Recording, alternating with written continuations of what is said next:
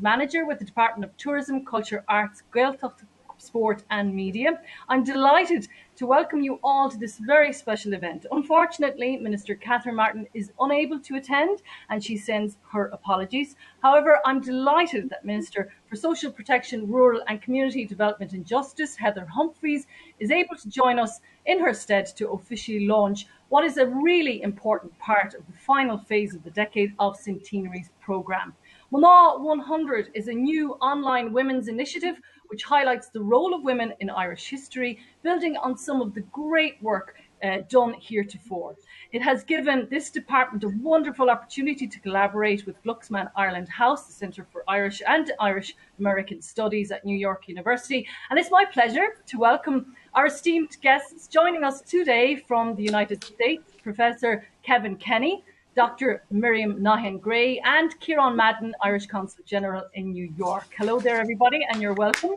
And of course, we'll also speaking today is the department's own resident historian, Dr. Sinead McCool, curator of the new website, and indeed someone who has played a really crucial role in the overall programme. Look forward to hearing from all of you shortly, but first, without further ado, Bhualam fáilte chriúil a chur ribh an Heather Humphreys, chun an tionstamh nua specialta seo, the chéim chlár mBliana na gCuimhneachán a cheoladh go heifigiúil. I'd like to welcome Minister Heather Humphreys to now launch the Mná 100 website officially. Minister, please. Gurma agus tíomh agus tá anátharm a bheith live inniu agus mid chlúra Seoladh Mná 100 tá fáilte romh go léir. I am delighted to represent Minister Martin here this evening. She sends her sincere apologies, but she has been unavoidably called away and is really sorry to miss this launch.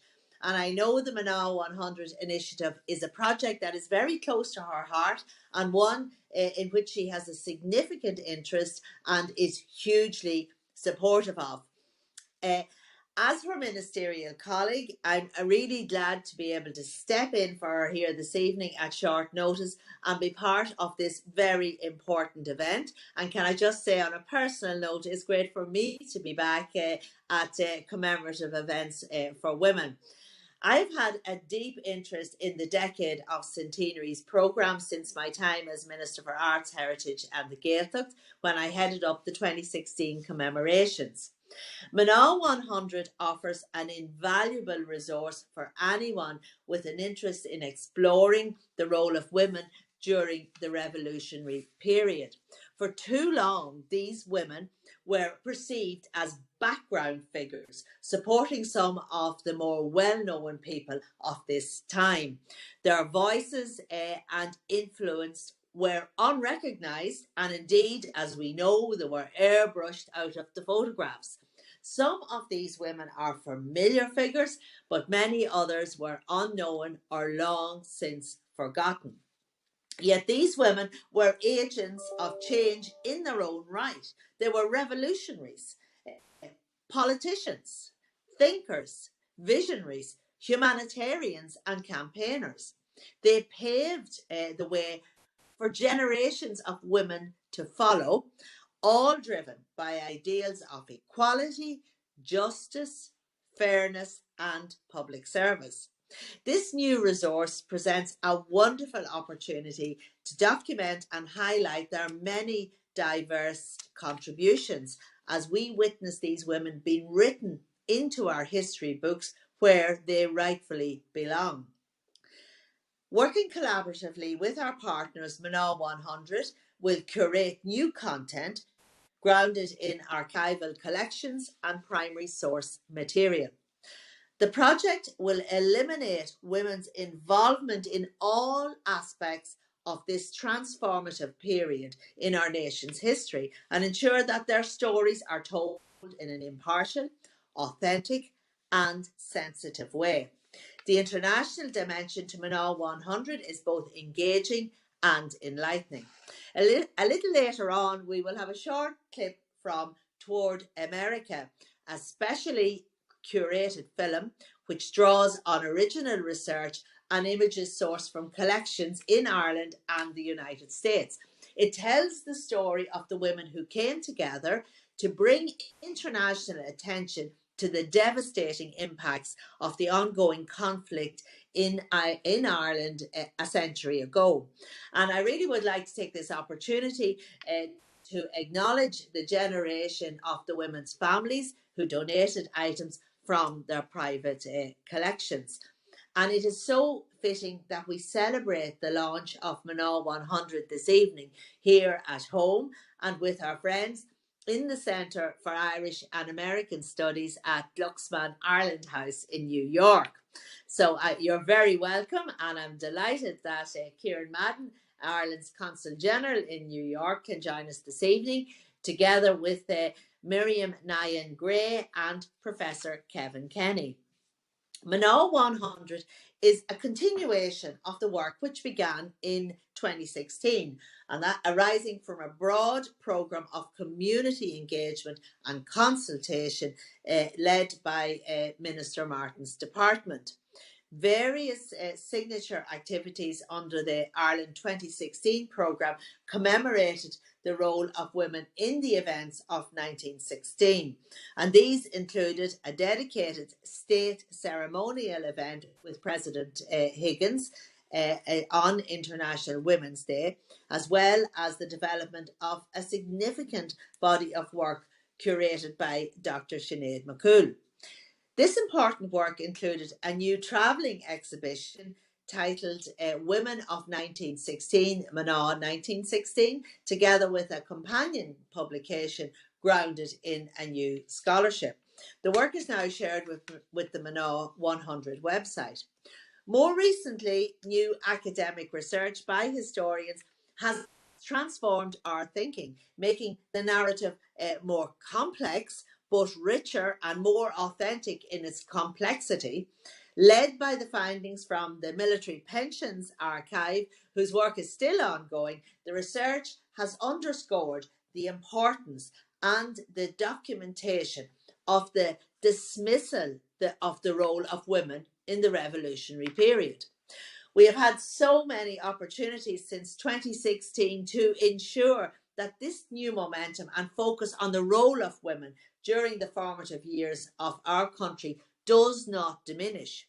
In 2018, we commemorated the centenary of the introduction of a first limited vote for women and explored their role in Irish politics and public life over the past century. With the passing of the Representation of the People Act on the 6th of February 1918, women were, for the first time, allowed to vote in a general election. This was an achievement which came with certain restrictions, however, because only women over the 30 years of age who owned property were entitled to vote. And later that same year, the Parliament Qualification of Women Act 1918 gave women the right to stand as candidates for election to Parliament.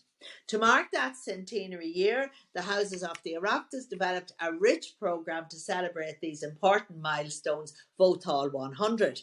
And I welcome colleagues from the Oireachtas who are with us here this evening. Many of us were deeply moved by the late Evan Boland's reading of her new poem, Our Future Will Become the Past of Other Women, at the United Nations in New York on the 5th of December 2018. The poem was commissioned by the Permanent Mission of Ireland to the United Nations and the Royal Irish Academy. Miss Boland reflected on the legacy of the Irish women who first exercised this hard-won right, this franchise.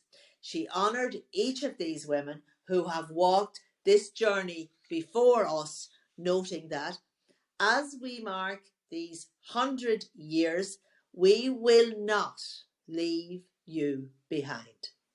In 2018, the then Department of Culture, Heritage and the Gaeltacht, led by Dr. Sinead McCool, curated a new pop-up museum exhibition to mark 100 years of women in politics and public life, which was showcased in the Coach House at Dublin Castle before touring various venues around the country. And indeed, I had the pleasure to attend that.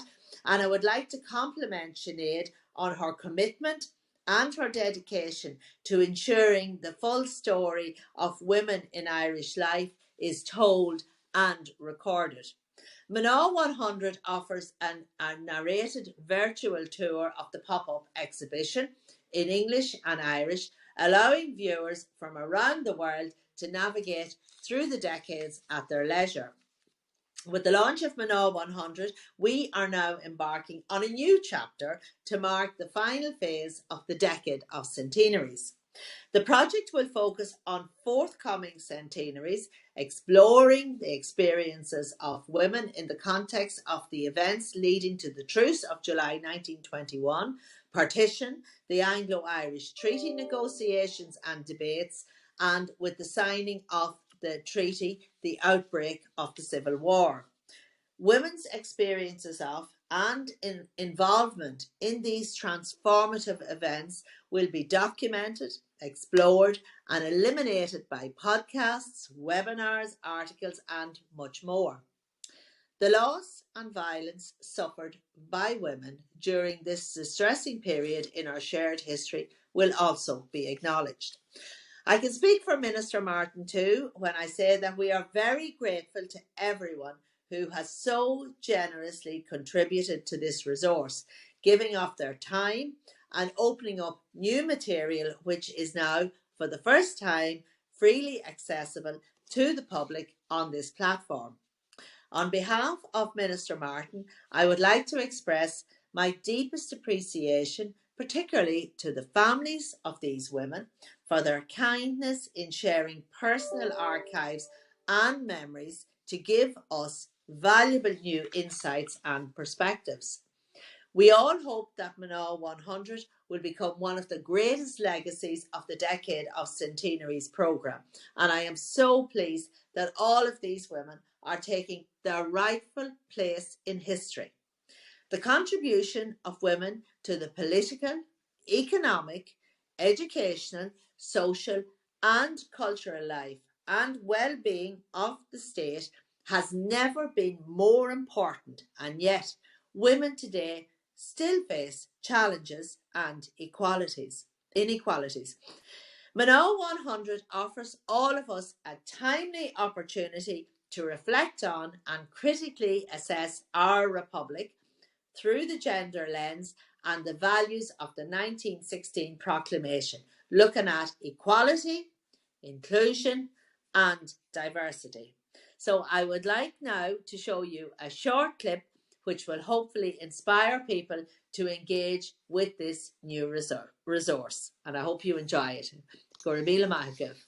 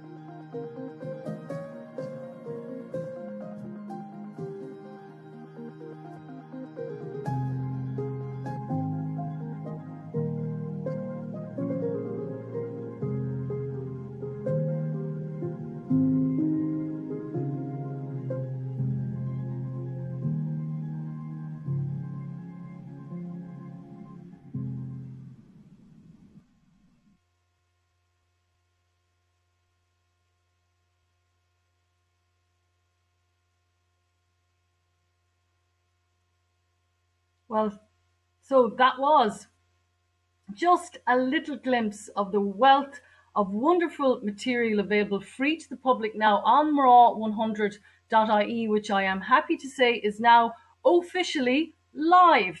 Thanks to Minister Humphreys for officially launching the site on behalf of Minister Martin and giving us a great overview of the work being done to highlight the role of Irish women in our history. Now, let's go to the United States, from where Dr. Miriam Nyhan-Gray joins us. She is Director of Graduate Studies and Associate Director at New York University's Global Coordinator for Irish Studies. Dr. Nyhan-Gray, you might tell us about your role in MRA 100 and how it came about. Good afternoon, August Fáilte, Gurvmagat Roisin. It's great to be here. Fáilte gCuimhneachán.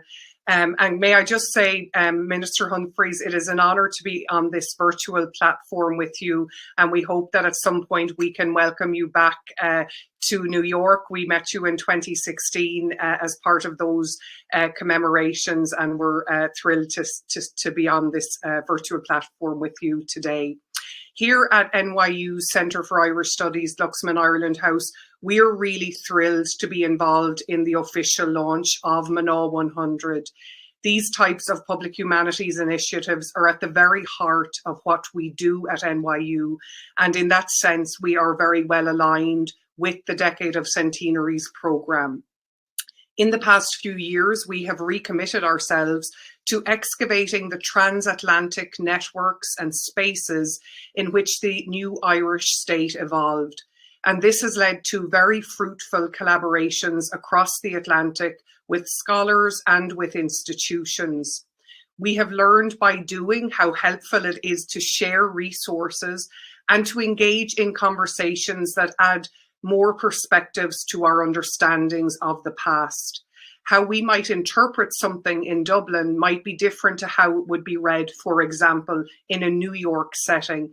And for this and other reasons, we look forward to continuing to share resources and to opening up lines of collaboration for the remainder of the Decade of Centenaries. Indeed, I've had some great conversations with Sinead McCool in this vein, and want to commend Sinead for the work she has done to date on all this.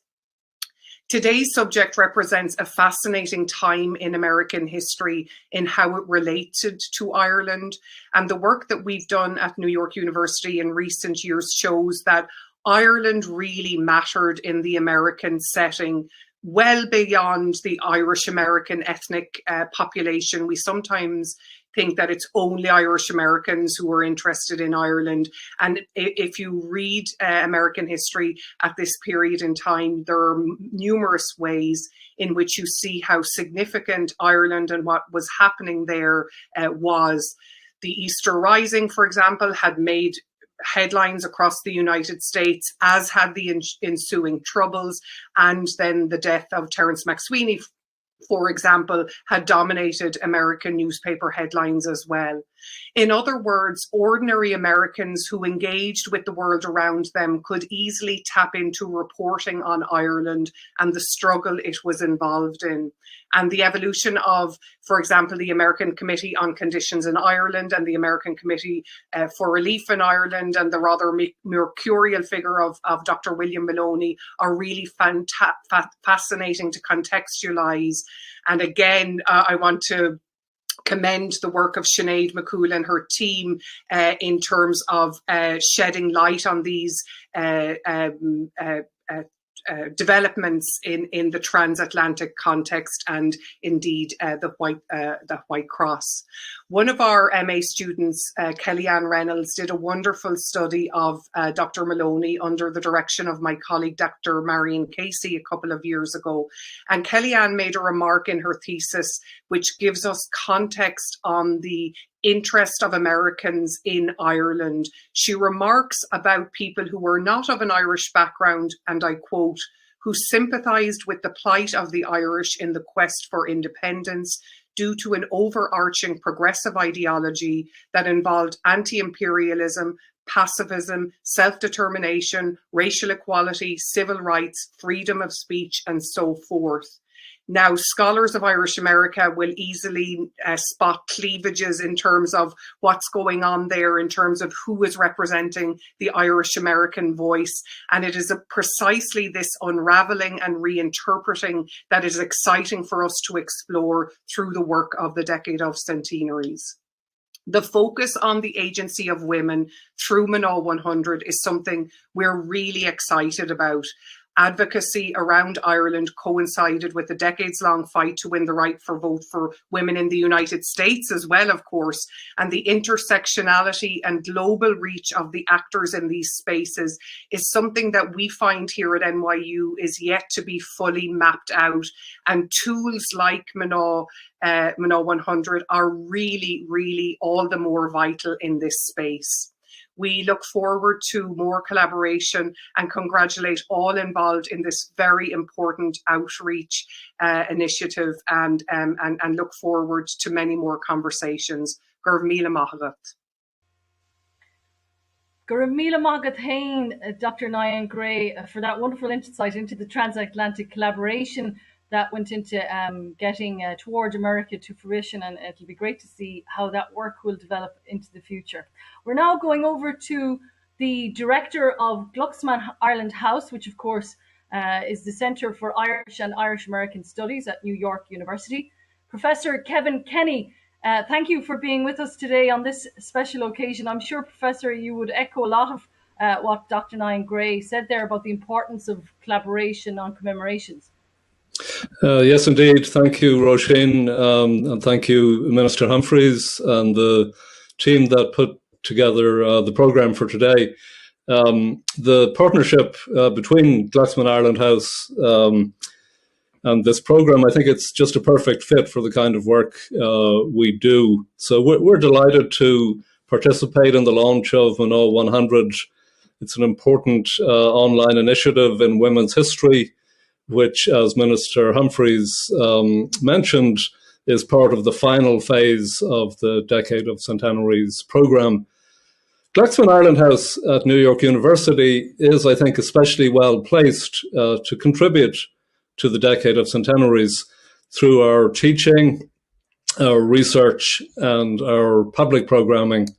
Because of our distinctive location and the themes we pursue, we try to enrich and broaden the conversation about Irish history and memory in two important ways. First, migration is our primary focus. We study and promote all aspects of Irish history and culture, domestic and overseas, but we have a particular interest in the Irish diaspora and in the connections, especially between Ireland and the United States, that Miriam Nian Gray just described. Today's short film, Toward America, curated specially for Mná 100, captures just the kind of history that interests us by looking at how the American Committee for Relief in Ireland provided funds to assist Irish people affected by the Irish War of Independence. The Irish White Cross Society, which distributed the committee's funds in Ireland, featured many prominent Irish women from both sides of the Atlantic whose husbands were killed or executed in 1916. That phrase I've just used, whose husbands were killed, of course, is just the way not to put it in terms of the work we're trying to do. Because the whole point is that, yes, these women were married to prominent male Irish nationalists, but above all, they were historical actors in their own right. The film Toward America and the Mná 100 website more generally are examples of what we call the public humanities, a phrase that Miriam also used. These are projects that bridge the gap between the university and wider audiences by addressing serious historical and cultural questions in engaging and accessible ways. Public demand for Irish topics is vast in New York City, and one of our goals in Glucksman Ireland House is to meet that demand through a public humanities approach of just the kind we're seeing here today.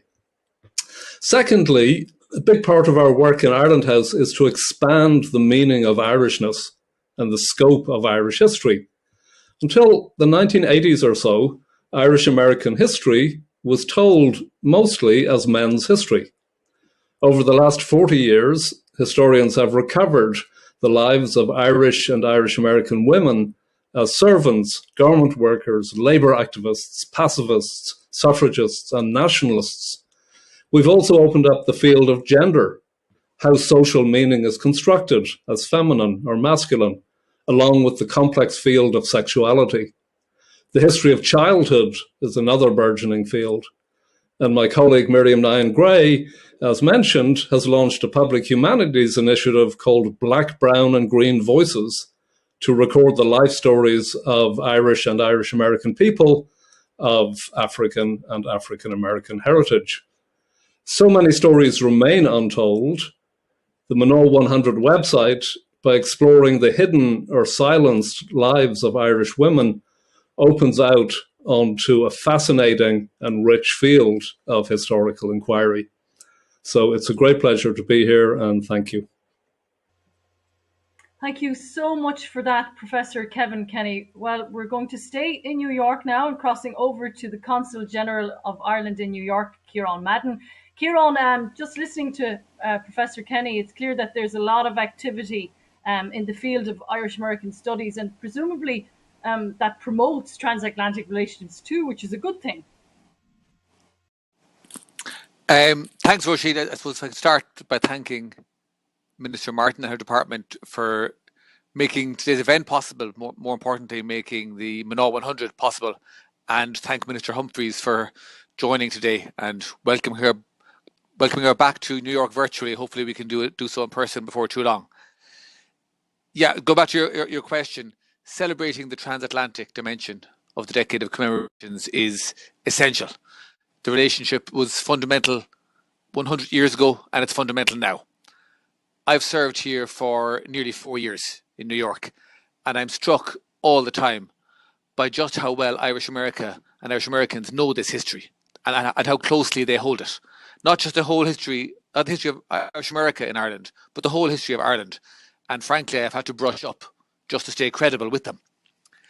Glucksman Ireland House, you've heard from Professor Kenny and Dr. Nyan-Gray there, our hosts today, last week launched their new Diaspora series of books in partnership with NYU Press.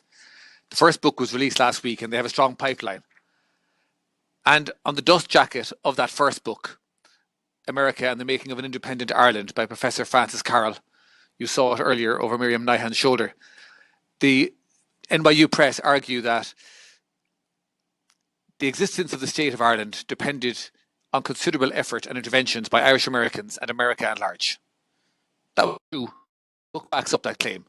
But that relevance also continues today, the relevance of America, even if the questions aren't quite as existential as they were back then. We saw it in the 1990s with the support that the Clinton administration gave to Northern Ireland peace process, and that support was continued in administrations. Over the last few years, we saw again in the wake of the UK's Brexit referendum. Members of Congress, including Speaker Nancy Pelosi and the chair of the House Ways and Means Committee, Richie Neal, and others, made clear that what happens in Ireland matters to them and what impacts on Ireland matters to them. Now, all of this, of course, is the top line of political activity, the bits that make the news. But, of course, in 1916, in 1919, in 1921 and today, the root of all of this action is on the ground. It's politics on the ground. It is women and men organising, bringing their knowledge and concern about Ireland to their local politicians, making their voices heard and mobilising support. And stories of these women and men are less well known but need to be told. And maybe we're fortunate that in the decade of commemorations it coincides with this new demands on historiography that require us to delve deeper and find and tell the less well known stories but no less important stories. The stories of the women who were part of and leading this mobilisation of support for Ireland. Professor Kevin Kenny mentioned that this has been the case for the last 40 years, but it has grown and been reinvigorated in the last decade. And Dr. Sinead McCool's work, Women 1916, No Ordinary Women, are perfect examples of that. As an Irish overseas outpost, that was first established by the first Dáil in 1919. The Consulate in New York is delighted to be part of today's launch. I know that we will see plenty of informed and eager traffic to Mná 100 from the northeastern United States. And thank you for allowing us to take part today. Thank you. Ciarán Madden there, Consul General of Ireland in New York. It's great to get your perspective on this special occasion. Now, last but certainly not least, you might have gathered that our next speaker is someone whose role in the promotion of women in Irish history through the Decade of Centenaries programme has been immeasurable. And of course, she has been instrumental in shaping this latest project too. Dr. Seoladh Mná is Curatorial and Historical Advisor at the Department of Tourism, Culture, Arts, Gaeltacht, Sport and Media in Ireland, and she's now going to give us an overview of the new Mná 100 platform now live, what it is for, and what we hope it will achieve. Sinead. Good morning, Roisin. I'm delighted to join Minister Heather Humphreys and Consul General Ciarán Madden, the Director of Glucksman Ireland House, Professor Kenny, Associate Director of Glucksman House, Miriam Nyland Gray, and welcome to our invited guests. Fáilte Rove go County Mayo. Greetings from County Mayo. We come virtually today from so many locations. So while we're not in a real forum where I could ask you to put your hands together or raise a glass, I can't see your faces or read your expressions or indeed read the room. I thought it was important that as I am the final speaker to outline to you what will come, my contribution will cover the following: the people who made it possible, and to ask you to indulge me for a few moments with that, and then to ask you to sort of go over the overview of the website and give a contextualizing introduction to our short film, Toward America.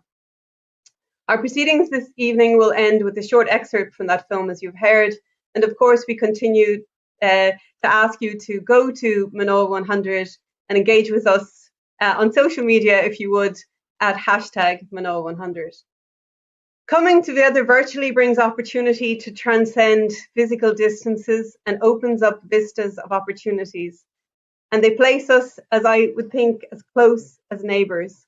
In this, I echo Dr. Nyland Gray's words when she spoke of evoking transatlantic networks, lines of collaboration, and what she has used before, a term which I think is quite wonderful, which is an agency of women. As I wrote this speech, the Irish word lecéile kept coming to mind. Its various translations can mean to team up with, to assemble, to combine, and simply with each other. So much of the activism campaigning was coming together, and it is the collective action of the international community of women that we mark by our centenary film, Toward America. The organisation that Consul General Madden spoke of the new demands on historiography, and it's my hope that we will, in this final stage of commemoration, do indeed welcome what he described, I think, as the eager and informed traffic from America to Mná 100's website. I acknowledge the collaboration, of course, of Glucksman Ireland House at New York University, and thank you very much for your comments about this collaboration and conversation. And I want to reference Director Professor Kenny's own experience and expertise on working on the Irish diaspora, especially as so many of the veterans of the Civil War ended up in America. And I'd like to share the story of Aunt Bridie. In 1988, Mike McCormack wrote in the Irish Echo, and I'm going to quote excerpts from his article now. 15 days before Christmas, Aunt Bridie died. She was 85 years old and had lived a good life. A strong and independent woman, she was the first to come over. There were no memories of Bridie as a young woman. No one knew her dreams or her wishes. And Bridie was the typical spinster aunt for many an Irish family in America. After the funeral came the sorrowful task of clearing out the little apartment in Upper Manhattan that Aunt Bridie called home. That job was left to Christy. With fond recollection, he examined each item and trinket she had kept over the years. And then he saw the suitcase under the bed. He lifted it onto the table and opened it and began to go through the photos, newspaper clippings, and papers brown with age. As each document unfolded, a totally different picture of Aunt Bridie emerged. Now why, he wondered, would Aunt Bridie have had a copy of the Constitution of Commemorations? Then he found the newspaper clippings of the troubled 1920s in Ireland, of black and tanned raids, of Civil War strife. The next item stunned Christie. It was a detention order dated 8th of August 1923, declaring Bridie Halpin a dangerous woman and ordering her imprisonment in Kilmainham jail. This was not the Auntie Bridie he had known. In 1997, I included this in a fuller account in a book, Guns and Chiffon. I'm delighted to say, as a result of that, Bridie Halpin's collection is now in Kilmainham jail. Things go full circle. Mná100.ie is a living and will be a changing site. So we ask you to reach out to us. As we look to the centenary of this difficult and challenging period, it's important that we remember that it's up to all of us, all of you out there, to make this resource a worthy legacy to the women who came before, as Minister Humphreys has outlined. Authentic, respectful commemoration based on primary source material. I speak to you today in my capacity as the curator of the Mná100.ie website, but it is the work of many hands, minds, and indeed hearts.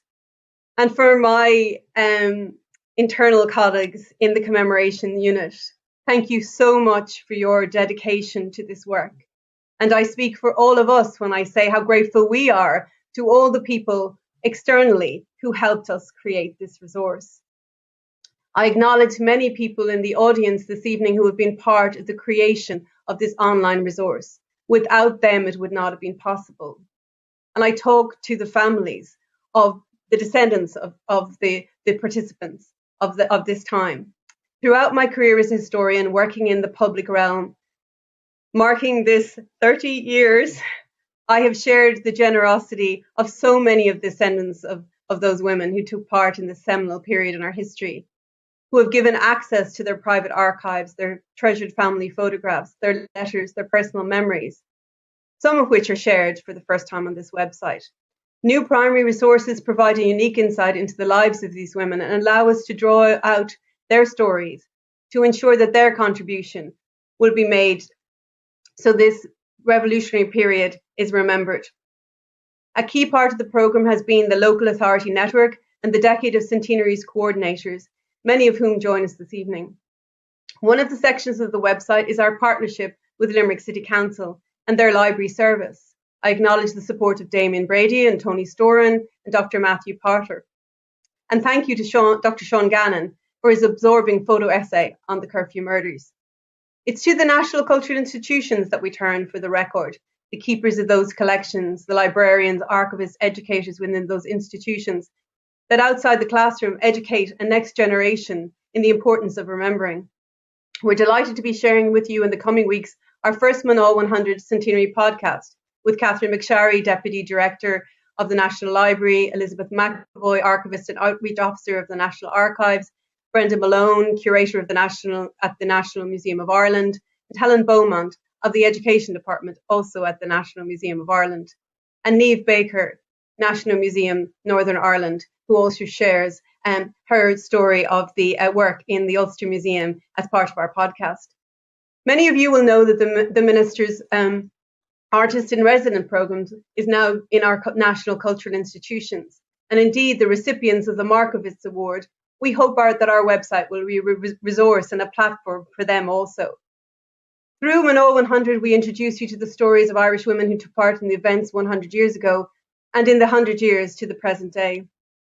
During this passage of time, there's been a massive sea change from 1912, when women did not have the vote, to the late 1930s, when Bridget Mary Rice, TD for County Monaghan, was for a period the only woman on the government benches, to today, the roles that women have in the present day, not alone in politics, but in civil service, the judiciary, and heading up state bodies and state institutions.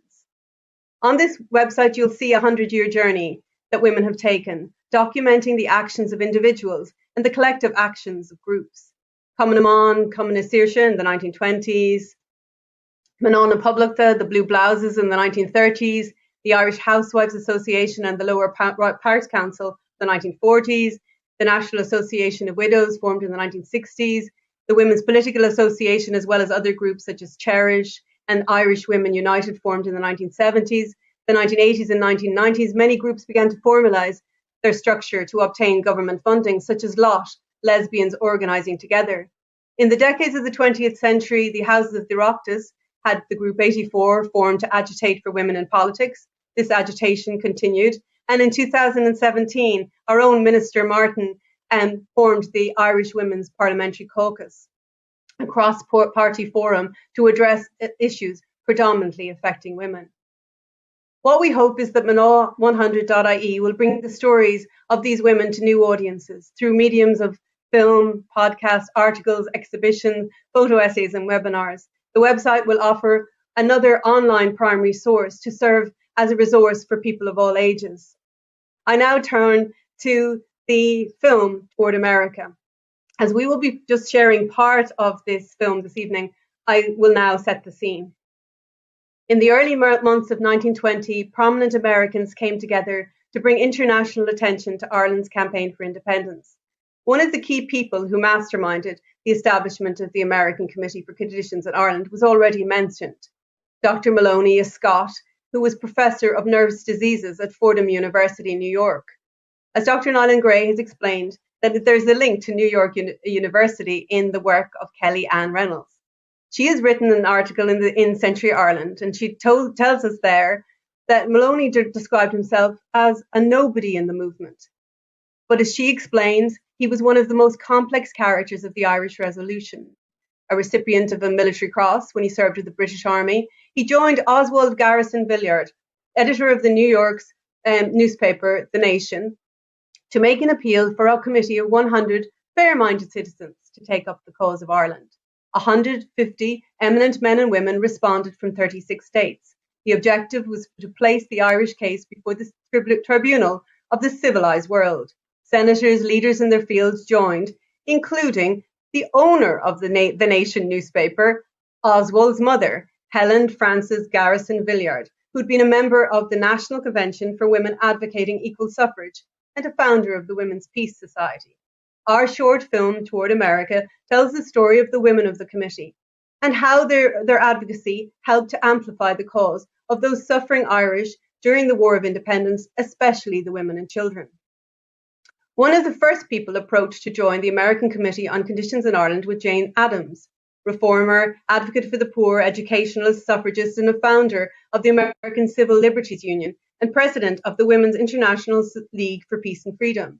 Addams had been the inspiration for the founding of the organization in The Hague in 1915, gathering delegates from warring and neutral nations seeking peace. As is described by the WILPF.org, the website, as her organization is still in existence after 100 years. Several of the committee were leading members of the National Women's Party that year had successfully agitated to achieve the 19th Amendment, that the right for vote could no longer be denied to the citizens of the United States on the basis of sex.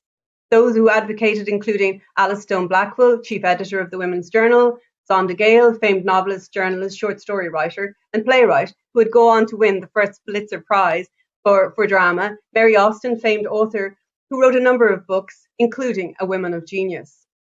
The committee also included Labour activist Emma Steghagen, Secretary and Treasurer of the Women's Trade Union League, and Rose Schneiderman, one of the leading female labour union leaders in America, a founder of the American Civil Liberties Union also. Interestingly, Anne Martin, former university president, first national chairman for the National Women's Party, and the first woman to run for the United States Senate, is the only one that, as far as our research has uncovered to date, had Irish-American lineage. The committee selected 5 members to become commissioners, whose national distinction and integrity was beyond question. James Adams was elected as one of those 5. The Commission of Inquiry, non-political, non-sectarian, and solely humanitarian, was held in Washington, D.C. Hearings began in mid-November. Many witnesses were prevented from travelling, unable to obtain passports, or unable to attend following intimidation. Supporters and officials of the British government in Ireland refused to attend. Efforts to rectify this failed. The British branch of the International League of Peace and Freedom sent representatives. They had their own investigation in Ireland. 15 Americans who had visited Ireland testified, including journalist Ruth Russell, author of What's the Matter with Ireland, whose account of Ireland, she went undercover to live in a Dublin tenement to give a full account of the poverty she witnessed. Thanks to Mark Holan for generously sharing his research. The American Committee for Relief in Ireland was formed, and Jane Addams and Elizabeth Marbury were the only 2 women on the executive. The value of having 65-year-old Bessie Marbury, pioneer of modern American theatre, renowned theatre producer and veteran literary agent, was so important. She could access anyone in the entertainment industry, and obviously concerts were a key way of raising funds. She knew all about networking. Her salons with Eloise de Wolfe in their homes in Versailles in France and in New York City were sought after by those in politics and art. In February 1921, members of the Committee on the Conditions in Ireland, who were all Quakers, travelled to Ireland, led by Clemens J. France, a Labour lawyer from Seattle, to ascertain to what extent the newly formed American Committee for Relief in Ireland could be called on for aid. The delegation heard first-hand accounts, and in their subsequent reports it was established that 3,000 families had become homeless. There were 100,000 victims, most of whom they concluded were non-combatants, who were affected by what was known as the Year of Terror, which was 1920. One of the greatest acts of destruction in Cork City in December of 1920 was 45 businesses were set alight in the commercial heart of the city. The city engineer estimated that 4,000 people, men, women and children, were affected. And as we take up the story, Mr. France of the American Committee on Conditions in Ireland remained on in Ireland when the other delegation members returned to the United States. We acknowledge the Kilkenny Archaeological Society at Roath House, who facilitated in these very difficult present circumstances to get us original documentation, which are central to the story, and that they did that is very much appreciated. These documents are inviting and enticing further research, which is a guiding principle of what we do and what we plan to do with Mná100.ie. Please join us in making this aspiration a reality and in the time that remains for the Decade of Centenaries. Thank you so much for your attention. Here follows an excerpt from Toward America. As we play out, I'm delighted that Mná100.ie is live. Gurv Mahagiv Balair, Slán agus Banat. Thank you very much and goodbye.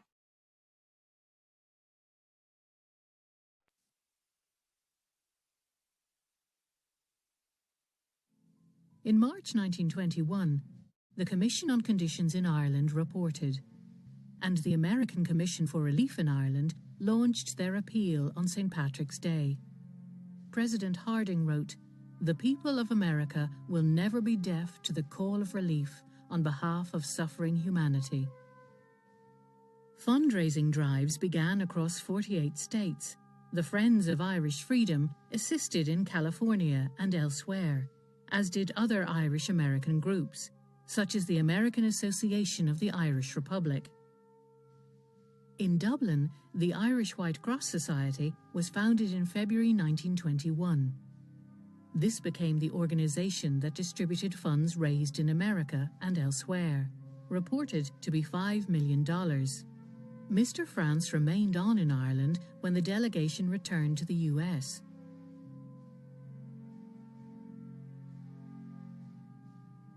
He continued to receive correspondence from those seeking help.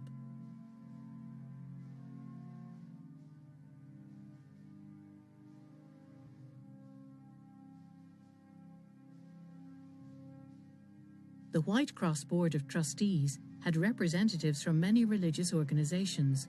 The Catholic Church predominated. Its parish system was used to distribute funds. The sole female trustee was a Bostonian. Mary Alden Osgood moved to London when she became Mrs. Erskine Childers, best known for her role in the Howth gun running. During the First World War, she worked for the welfare of Belgian refugees. In 1919, the Childers moved to Ireland and became central to the War for Independence. The Standing Executive Committee included Nanny O'Rahilly, another American. As Miss Nancy Brown of Fifth Avenue, New York, she met and married Michael O'Rahilly.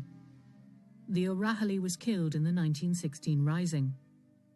Several committee members were widowed as a result of the 1916 Rising.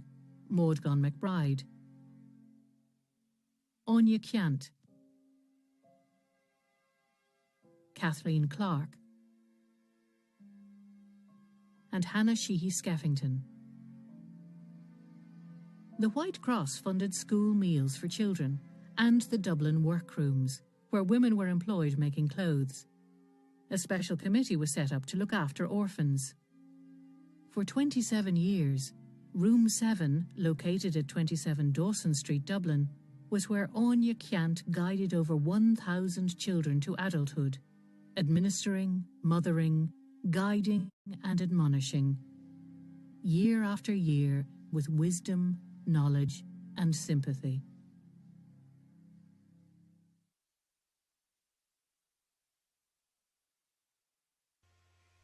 So that's just a short extract of the wonderful to watch in full on the website mRá100.ie. It's now live. Please spread the word and feel free to share it on your social media with using the hashtag mRá100. That concludes our launch event. Thank you for watching, and thank you in particular to our speakers, Minister Humphreys, Dr. Seoladh Mná here in Ireland, and across the pond in New York, Professor Kevin Kenny, Dr. Miriam Nyhan Gray, and Consul General Ciarán Madden. Sinead, tá an siomh a dhéanann ceiliúradh a ról na mánas dar na hÉireann seolta go heifigiúil agus tá muid buíoch asmhúr ggóiliúidir a go hana hama. Bhainigí sása as an siomh nua agus scapigí an scéal. Slán agus beannacht.